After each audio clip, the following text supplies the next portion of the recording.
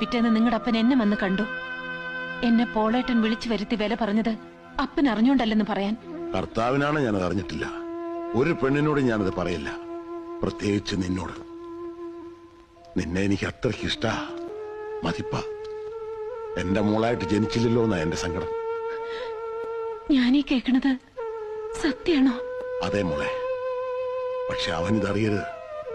അറിഞ്ഞാ അവൻ എന്നും ഒരു കളിക്കുട്ടിയായിട്ട് ജീവിക്കും.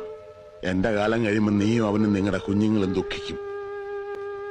ഇല്ല, റോയിച്ചൻ ഒരു നിലയിലെത്തുന്നത് വരെ ഞാനിത് അറിഞ്ഞ ഭാവം കാണിക്കില്ല. അവനെ പഠിപ്പിക്കാനും ഒരു നിലയിലെത്തിക്കാനും ഞാൻ ഒരുപാട് പണം മുടക്കി, ഫലിച്ചില്ല. ഇത് ഫീസ് വേണ്ടാത്തൊരു പഠിപ്പായിക്കോട്ടെ അല്ലേ?